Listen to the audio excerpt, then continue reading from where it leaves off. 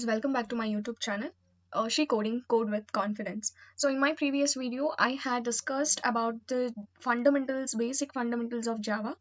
So like architecture of Java, structure of Java program, and steps to write the Java program. So the continuation of this is class 2.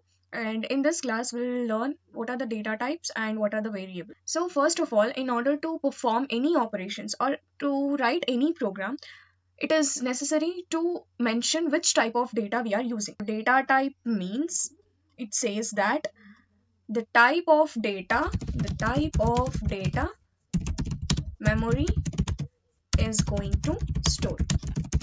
Okay, it is known as data type. This is the memory, the square box or the rectangular box you can see here is the memory.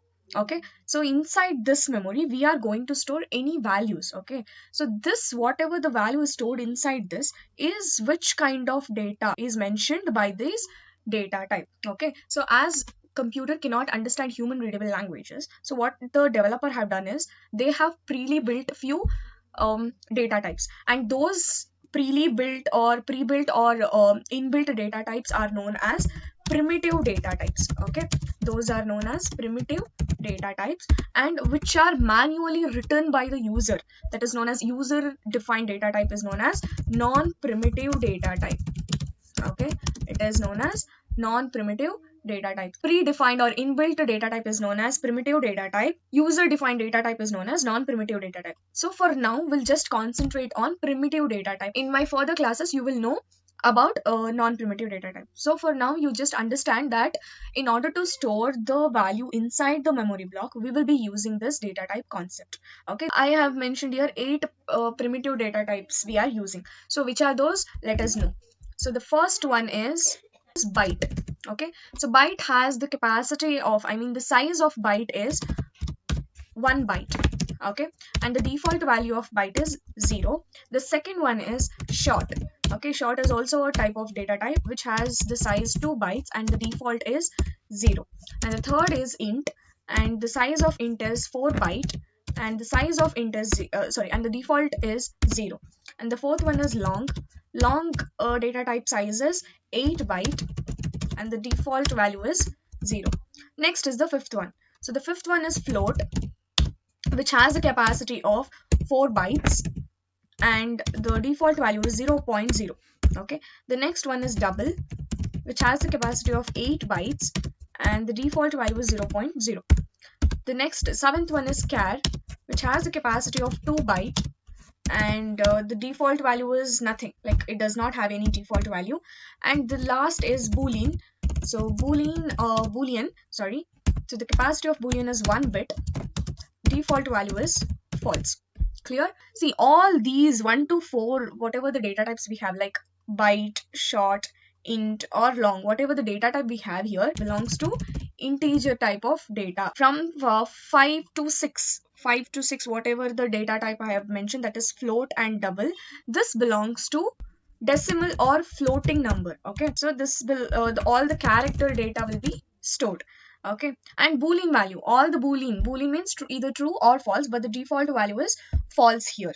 Okay, so all the boolean will be stored, the false is the default value, all the boolean will be stored in this boolean data type. Okay, this is the memory allocation I told you previously, and in this memory ಯಾವ ತರ data store ಮಾಡ್ತಾ ಇದೀವಿ ಅನ್ನೋದನ್ನ ಈ data types ಇದಕ್ಕೆ ಹೇಳುತ್ತೆ. Okay, now the question is, where are we going to store this data?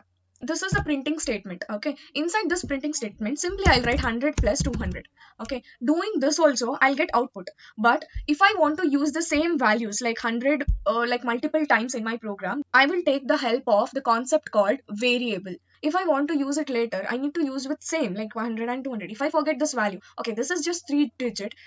If suppose if it is like this and if it is like this, so how do you remember, like idne use ಮಾಡಬೇಕು ಅಂದ್ರೆ next further program ಅಲ್ಲಿ, how do you remember this? So it is bit complicated. So what do I do now?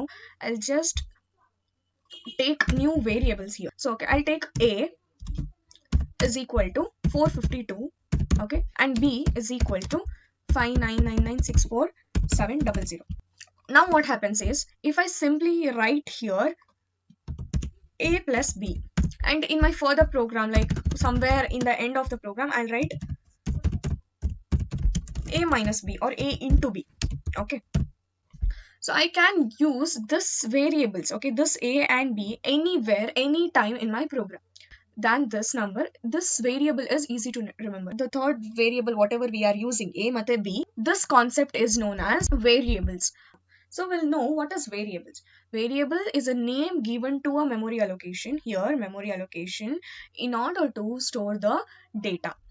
There are two ways of declaration and initialization. Okay, the first way is the data type, a space, little like one space, and then variable name. Okay, semicolon, then variable name is equal to value. Okay, so this is one type of data declaration and data initialization. So here this is declaring the data. Okay, this is called as declaring the data, and this is known as initializing the data. So initializing the data, see, we are initializing some value to this variable name which is declared here. So by this what you can understand, ಏನು ಅರ್ಥ ಆಗುತ್ತೆ ಇದರಿಂದ ಅಂದ್ರೆ first declare ಮಾಡಬೇಕು, ಆಮೇಲೆ initialisation ಮಾಡಬೇಕು. Okay, first ನೀವು initialise ಮಾಡೋಕ್ಕಿಂತ ಮುಂಚೆ we have to declare the variable. Okay, this is one way. Okay, ಇನ್ನೊಂದು ವೇ ಏನು ಅಂದ್ರೆ data type variable name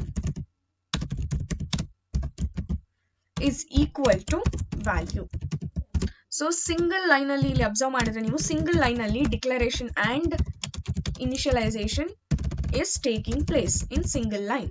Both declaration ಮತ್ತೆ initialization single statement ಅಲ್ಲಿ ಆಗ್ತದೆ. See, from here to here it is declaration, and from here to here it is initialization. Okay, so this is the second method that how we can declare as well as initialize the variable. If suppose ಎಲ್ಲ values ಒಂದೇ data type ತರ ಆಗಿದ್ರೆ, okay, ಎಲ್ಲ values, understand my thing, ಎಲ್ಲ values ಒಂದೇ data ಟೈಪ್ಗೆ belong ಆಗಿದ್ರೆ, suppose if my values are 10, 20, 30 or 300 or 999 or 599, okay, anything, any number like this belongs to one single data type ಆಗಿದ್ದಲ್ಲಿ. So which kind of data type does these belongs to?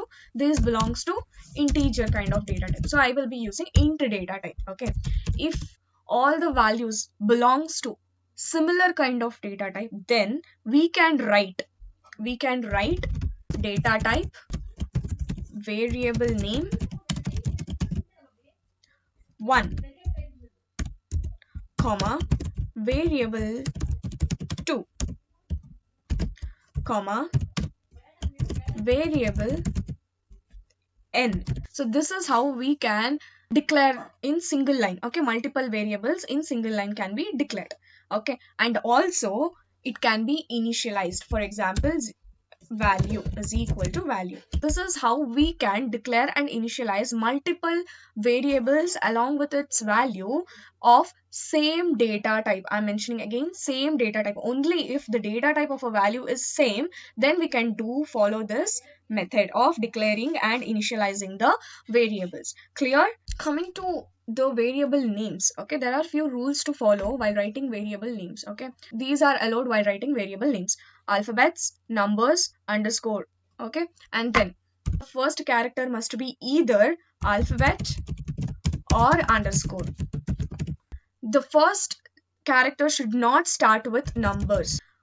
White spaces, that is space, is not allowed within the variable name. For example, like this, if you have a variable like to name, employee name, so you will write employee name. Variable names cannot be written in this way except underscore.